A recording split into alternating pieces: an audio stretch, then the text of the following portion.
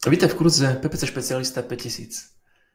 A v tomto kurze ti ukážem môj praxou overený systém, ako v PPC špecializácii zarábať 5000 a viac eur mesačne, alebo pre našich českých kolegov a sumu 126 000 českých korún a viac mesačne.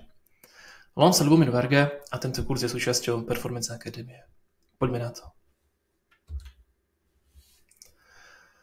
Kam sa chceme dostať, alebo kam sa chce dostať väčšina PPC špecialistov? To je určite stav s veľmi dobrým platom a v tomto našom prípade to bude náš cieľ zarábať viac ako 5000 eur mesačne v PPC. Z mojej skúsenosti táto suma sa môže zdať niekomu vysoká, možno že niekomu nie, ale z mojej skúsenosti naozaj tých 5000 eur nie je úplne nereálnych. Je to práve oveľa reálnejších, ako to vyzerá, ak viete ako na to. Takže čo budeme ďalej potrebovať?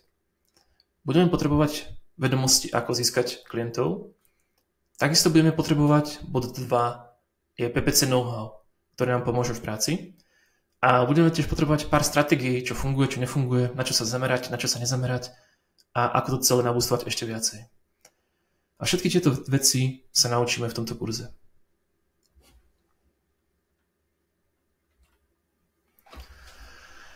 Ešte by som chcel predstaviť seba a prečo vôbec ja tento kurz vediem. A z mojej praxe pracoval som s viac ako 350 klientmi. Medzi najväčšie výsledky, ktoré som dosiahol nárastové, je rast zo 180 000 na 4,7 milióna per klienta Boltround. Pracoval som naozaj s desiatkami PPC špecialistov v rôznych agentúrach aj v rámci freelancu, takže veľmi poznám tieto kariérne cesty a príbehy. A v rámci referencií som pracoval napríklad so Saturom, Boltroundom, Prolajkou alebo Reskom. Ale hlavne chcel by som zdôrazniť, že podarilo sa mi už pár rokov prekročiť hranicu 5000 eur mesačne a niektoré mesiace sa mi dokonca podarilo prekročiť hranicu 10 000 eur mesačne zárobku v rámci freelancu. A pritom, a to je tiež veľmi dôležité, nemám tisíce followerov na rôznych sieťach, takisto neprednášam na eventoch. Takže týmto chcem zdôrazniť to, že takéto možno, že vysoké čísla nie sú výsadou nejakých úplne že top špecialistov, ktorí sú proste všade na každej konferencii a tak ďalej. Dokáže to naozaj aj človek, ktorý proste maká, má dobrý systém a ide si po tých výsledkoch. A naozaj chcem prizvukovať, že keď som to dokázal ja, tak to určite dokážeš tiež.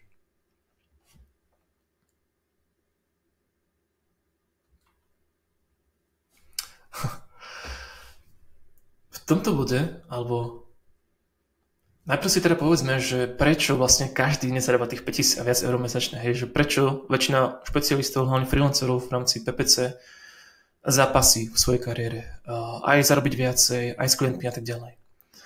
Tuto som dal 5 najzávažnejších dôvodov a postupne si ich prejdeme v rámci ďalších častí prezentácie.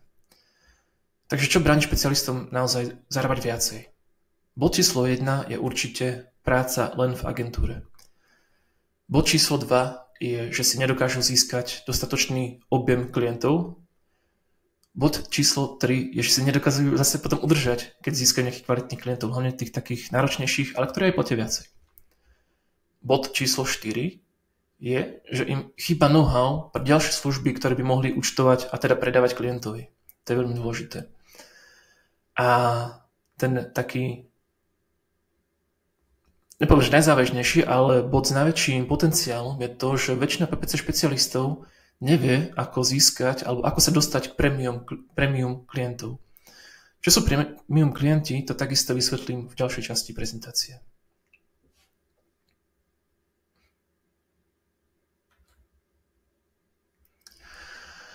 Poďme teda týchto 5 problémov vyriešiť a možno, že veľa ľudí prekvapí, že to bude jednoduchšie, ako to vyzerá.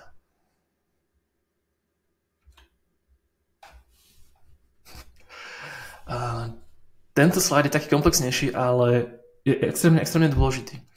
Lebo na tomto slajde si ukážeme, že aké vôbec možnosti má bežný PPC špecialista v rámci celého segmentu, ktorý povedzme, že na Slovensku, Česku a tak ďalej existuje. Takže možnosť číslo 1 je to, že pracujem v PPC agentúre. Keď pracujem v PPC agentúre, tak aj kebyže som nejaký úplne najúžasnejší senior v najväčšej pozícii, tak prakticky v slovenských agentúrach nemám šancu aj českých dosiahnuť plat 5000 eur. Možno by sa mi to podarilo, kebyže idem ešte ďalej na nejaké manažerské pozície a tak ďalej, ale je to extrémne nereálne a aj pracovne veľmi, veľmi náročné.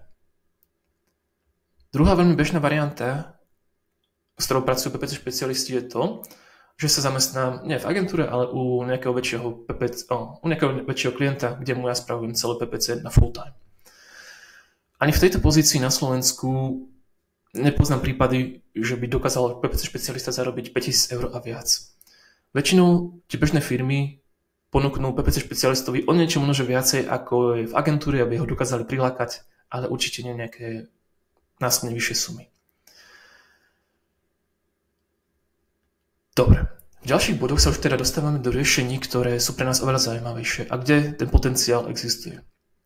Takže riešenie číslo 1 je: budem pracovať v PPC agentúre, ale takisto popri tom budem pracovať ako freelancer a mať aj nejakých vlastných klientov. Toto je veľmi bežný scenár, s ktorým pracuje veľmi veľa, hlavne senior špecialistov. A má to svoje výhody, lebo PPC agentúra mi dá nejaký stabilný príjem, takže nemusím sa obávať toho, či klientov získam, nezískam a tak ďalej. A vďaka freelancu si viem získať nejakých dodatočných klientov, nejaké dodatočné poplatky pre mňa alebo zárobky a zarobím teda viacej. Čo je veľkou nevýhodou tohto riešenia je časová a aj taká manpower náročnosť. Že toto je naozaj extrémny prípad, hlavne keď pracujete ako povedzme, že senior v nejakej väčšej agentúre, lebo už tam máte obrovský workload práce a vy si do toho ešte dáte nejakých ďalších freelance klientov. Takže pokiaľ nechcete sa za pár rokov zbláziť alebo vyhorieť, tento scenár dlhodobo neodporúčam. Druhé riešenie, veľmi bežné, je taký 100% freelance. Čiže povedzme, že PPC špecialista časom ide z agentúry a stane sa úplne 100% freelancerom. Tu veľa PPC špecialistov narazí na problém a tým problémom je získanie klientov. Freelanceri s tým hlavne zápasia, ako tých klientov získať, ako získať hlavne nejakých kvalitných klientov a toto je potom ten najväčší pain, s ktorým potom tí freelanceri zápasia. Takže toto riešenie si nechajme v nejakom takom hľadačiku, ale zapamätajme si, že je strašne pre nás dôležité, ak som na freelance, tak musím mať nejaké spôsoby, ako získať kvalitných klientov. Ďalej si to rozvinieme. A tretia možnosť, ktorou sa tiež dosť často pracuje a je dosť efektívna v rámci platu, je to, že fungujem ako freelancer, ale v rámci toho freelancu si tiež nájdem nejakého väčšieho klienta a u neho pracujem povedzme, že väčšinou to vychádza tak na part-time, hej. Lebo hlavne tí väčší klienti, povedzme, že väčšie e-shopy a tak ďalej, tak oni zháňajú stále nejakých seniorov a na dnešnom trhu je dosť problém si získať tých seniorov. Takže pre ten väčší e-shop je veľakrát aj dobrá možnosť, že toho človeka si nenájdem alebo nezískam na full time, lebo freelanceri už väčšinou nechcú pracovať na full time, ale aspoň keď bude pracovať na part time, tak je to pre mňa dobrý deal. Takže šikovný senior si takto vie získať veľmi dobrého klienta na part time. Takže nájdeme si takéhoto klienta, povedzme, že na nejakú hodinovku, to je asi také najideálnejšie a popri tom mám nejakých vlastných klientov na freelance a je to veľmi také bežné a efektívne riešenie.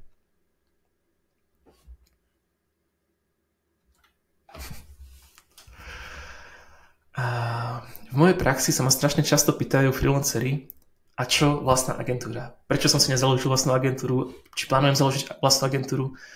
A ja im to spätne vlastne vraciam. A vôbec si myslíte, že je dobrý nápad zakladať si agentúru? Poviem prečo. Pracoval som s veľa agentúrami a aj som videl vlastne do toho pozadia, ako tam funguje, nefunguje. A z mojej skúsenosti a z toho všetko, čo som navnímal, by som do vlastnej agentúry v podstate nikdy nešiel. A mám na to takých 5 hlavných dôvodov. Prvý problém, ktorý agentúry majú a ktorý vy ako ten majiteľ by ste museli non-stop riešiť, sú vlastne ľudia. Lebo agentúra nemôže stať iba na vás ako na jednom špecialistovi.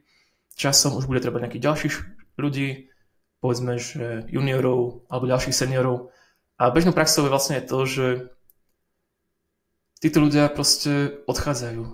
Čiže vy aj pol roka hľadáte nejakého seniora do agentúry a ten vám za 3 mesiace povie, že sorry, ale dostal som lepšiu ponuku o 300 eur a odíde do inej agentúry. Alebo povie to, čo sa učíme my teraz, že sorry, ale ja chcem vlastne robiť freelance a odíde.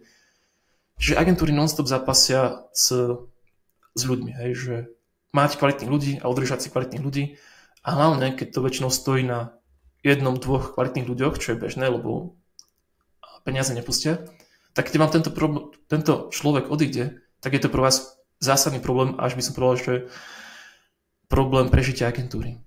Takže prvý problém je práca s ľuďmi, alebo získanie a udržanie ľudí. Ďalší problém, s ktorým agentúry zápasia non-stop, je získanie klientov. A čudovali by ste sa, že aj naozaj veľké, aj najväčšie agentúry na Slovensku a vlastne všade zápasia s tým, ako tých klientov získať a ako ich získať viacej a viacej. Lebo už ako agentúra rastie a rastie to aj vlastne počet ľudí, procesu a tak ďalej, tak ona potrebuje naozaj viacej tých klientov, aby to celé uživila, celú tú štruktúru. Čo je dosť náročné. Už len keď si predstavíme, že aj keby máte malú agentúru, kde ste vy, nejaký ďalší špecialista, nejaký, povedzme, že či už projektový manažer a tak ďalej, že by ste boli traja, tak už minimálne pre týchto troch ľudí potrebujete aspoň nejakých tých 7 000, 8 000 mesačne ako vlastne, ak to nazvať, platy pre týchto ľudí dokopy. A tým pádom potrebujete aj klientov, ktorí vám týchto 8 000 získajú, čo ako pre novú agentúru vôbec není sranda. Je to veľmi, veľmi náročné.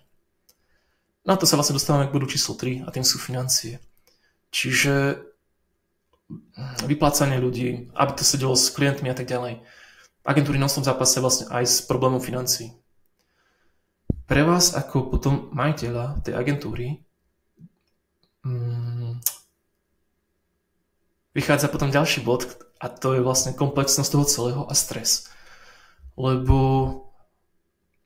väčšinou budete to musieť byť vy, kto je aj ten, povedzme, že PPC zdatný človek, povedzme, že senior, ale takisto aj ten majiteľ, aj ten projektový manažér. Čiže ste na takej hybridnej pozícii a riešite úplne všetko. Hej, čo časom vlastne sa do toho pridá ešte vlastne koordinácia s účtovníctvom, všetky možné, čo si dokážete predstaviť.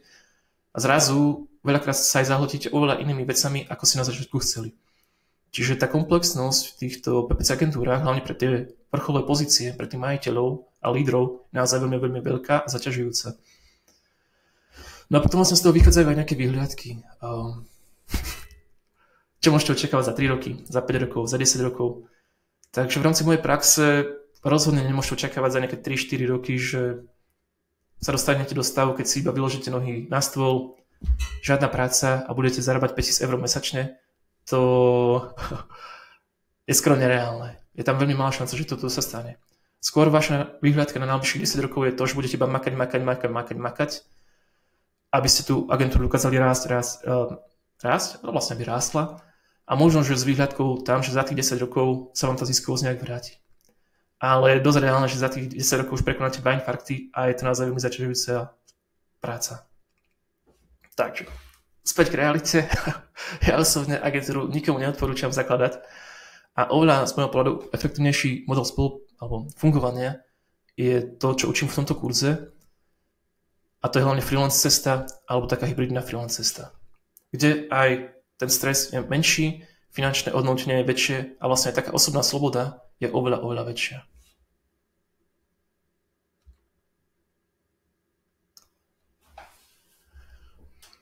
Párkrát som už spomínal, spomínal som výraz kvalitný klient. Je extrémne dôležité si uvedomiť, kto kvalitný klient je a kto nie je. Lebo v ďalšej praxi sa budeme chcieť zamerať iba na týchto kvalitných klientov. Dobre. Zostaňme najprv teda v tejto oranžovej zóne a to, kto kvalitný klient nie je a kto je pre nás naozaj že problémový klient. No, v rámci problémových klientov tam naozaj spadá väčšina malých klientov. A to znamená, že majú veľmi malé budžety na reklamu. Takisto majú malé sumy pre vás ako fee, ako vaše nejaké odnútenie, ako mesačný poplatok. Naozaj veľakrát to býva proste nejakých 200 eur a tak. A v tom najhoršom prípade majú ešte aj veľmi slabý web. To znamená, že to sú naozaj ľudia, ktorí si neuvedomujú, že v dnešnej dobe či už e-commerce alebo iný online biznis, to je proste ťažký biznis. Idú do toho tak laicky a s malými prostriedkami, ale veľkými očakávaniami a potom padne na vašu hlavu, aby ste to celé zachránili. To je tá absolútne najhoršia pozícia, ktorá sa vám môže stať, ale ktorá sa alebo deje veľmi často. A to, že PPC špecialista sa snaží byť nejakým takým záchrancom toho klienta. A to robia hlavne juniori, ktorí proste potrebujú tie peniaze a povedia si, však zamakám na to a pôjde to lepšie. A veľakrát sa dostanú do situácie, kedy za 200 eur mesačne pracujú pre klienta aj pár hodín denne a keby si to spätne prerátate, proste fee lomené počet hodín, tak vám kľudne môže vyjsť hodinovka 5 eur, čo je, neviem, brigádnik v Tesku. Takže ak chcete naozaj rásť, tak vám odporúčam týchto problémových klientov absolútne z rovnice vypustiť. Teda buď ktorých mám absolútne sa ich hneď zbaviť a robiť ďalšie kroky, aby som sa zameral na tých kvalitných klientov.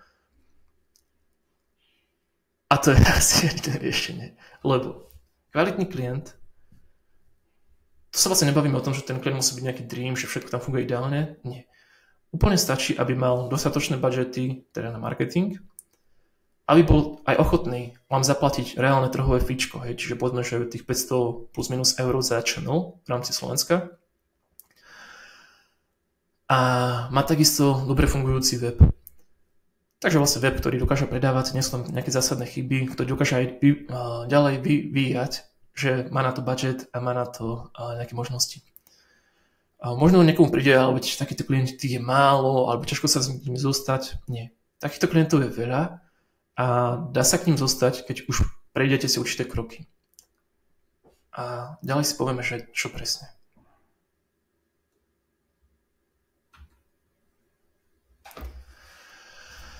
Takže ako na kvalitných klientov?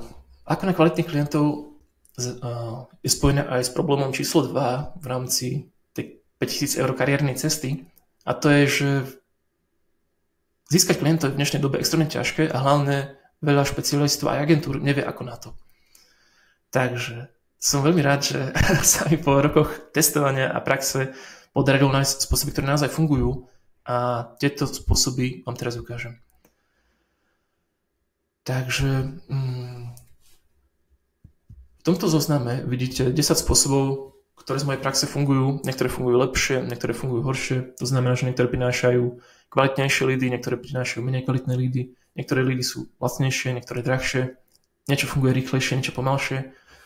A týchto 10 spôsobov zaručene funguje. A v mojom webinári, ktorý takisto nájdete v Performance Academy ako nahraný, tak tam alebo v tomto hodinovom webinári tieto spôsoby do detailov popisujem a určite si vám ho odporúčam pozrieť. Lebo už mám feedback od teda študentov, ktorí s tým prešli, že to naozaj funguje.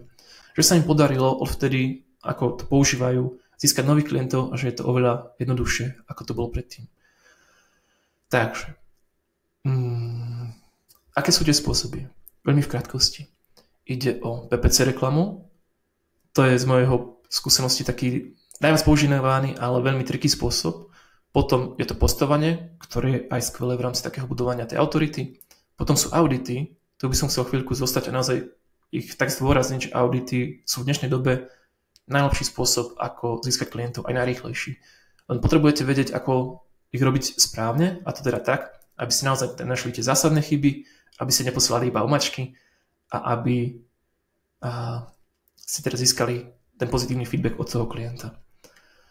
Presne toto potom popisujem aj v ďalšom špeciálnom videu v rámci Performance Akadémie a to je naozaj to, ako tie audity robiť správne, aké chyby tam dokážete nájsť, hlavne v dnešnej dobe a ako to celé nabustovať. Takže audity určite pozrite si to video. Potom ďalší spôsob je vlastne tvorenie eventov a z tých eventov získavať klientov, to je bežná prax rôznych agentúr. Priamy sales, spolupráce a veľmi efektívne sú samozrejme referencie, čiže to, čo sa mi už podarilo. Takisto v rámci v tom videu popisujem aj ako získať také zahraničné zákazky alebo zahraničných klientov, skôr freelancerov a tiež nejaké moje skúsenosti v rámci klientov alebo získavania klientov cez pretlak a cez profesiu. No a ako som spomínal, aj na tomto feedbacku to môžete vidieť, že to naozaj funguje a napríklad Viktorovi sa naozaj odvtedy darí získať nových klientov oveľa rýchlejšie.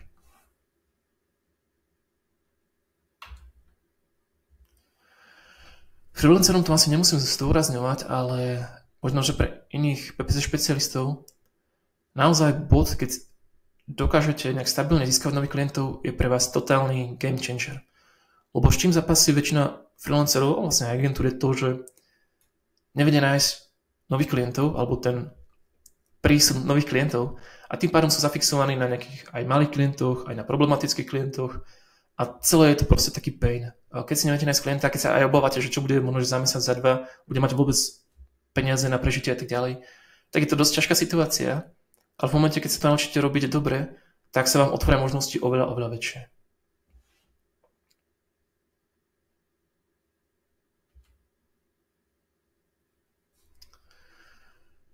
V ďalšej časti sa zameráme na to, že dobre, už sme si našli klientov, ale teraz si samozrejme, že potrebujeme udržať, možno chceme, aby nám platili viacej, čiže ako viacej pracovať s klientmi a hlavne tiež ako si nájsť lepšie platiacich klientov.